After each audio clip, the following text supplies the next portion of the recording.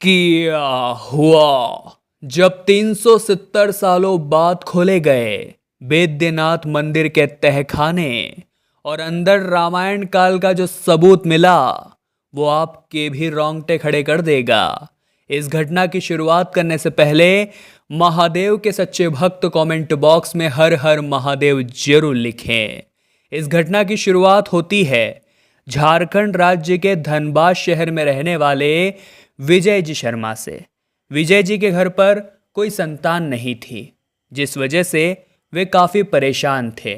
झारखंड राज्य के देवघर नामक स्थान में भगवान बैद्यनाथ का मंदिर बहुत प्रसिद्ध है। इसे 12 ज्योतिर्लिंगों में 9वें ज्योतिर्लिंग का स्थान प्राप्त हुआ है। तो विजय जी शर्मा ने बाबा बैद्यनाथ से यह मन्नत ली कि अगर उनके घर पर संतान हो जाती है तो वे हर महीने बाबा के दर्शन करने के लिए जाएंगे। और चमत्कार कुछ ऐसा हुआ कि 2 महीने के पश्चात ही उनके घर पर खुशखबरी आ गई। लेकिन अब बारी थी मन्नत को पूरा करने की, जिसके लिए उन्होंने हर महीने बैद्यनाथ जाना शुरू किया।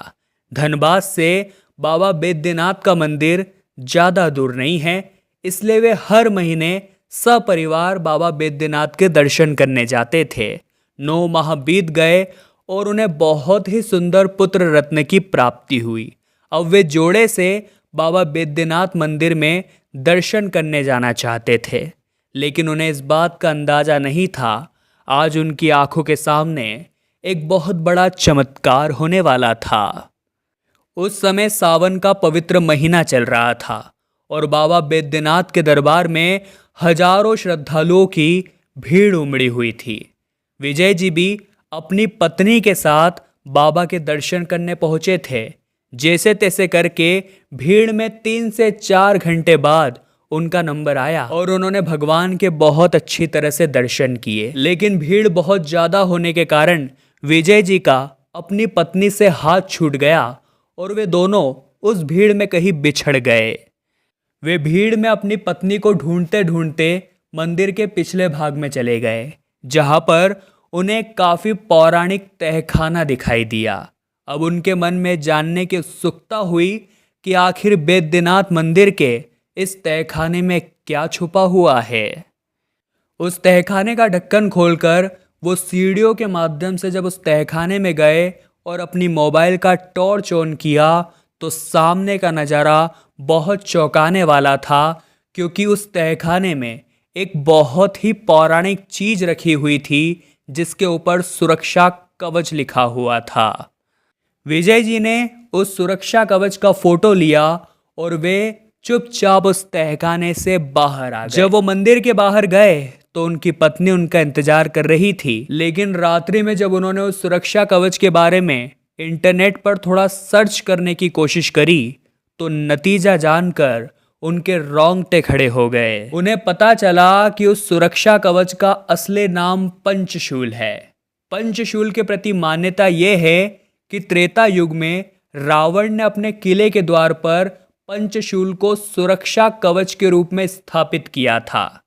वही एक कथा में प्रचलित है कि लंकापति रावण को पंचशूल यानी सुरक्षा कवच को भेदना आता था, लेकिन भगवान श्री राम उसे नहीं भेज सकते थे।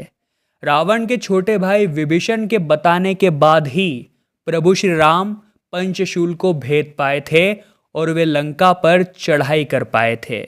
और ये भी माना जाता है कि आज भी वो पंचशूल बैद्यनाथ मंदिर के तहखाने में मौजूद है और इसी कारण से आज भी मंदिर हर प्रकार की प्राकृतिक आपदा से बचा रहता है और किसी भी प्रकार के संकट का इस सुरक्षा कवच की वजह से मंदिर पर कोई प्रभाव नहीं पड़ता। इतने चमत्कारिक और त्रेता युग के सुरक्षा कवच के दर्शन करके विजय जी तो धन्य धन्य हो गए और भगवान बैद्यनाथ को नमन करने लगे। कहते हैं स्वयं लंकापति रावण ने इस शिवलिंग की इस जगह पर स्थापना की थी और भगवान विष्णु ने भी यहाँ पर भोलेनाथ का पूजन किया था।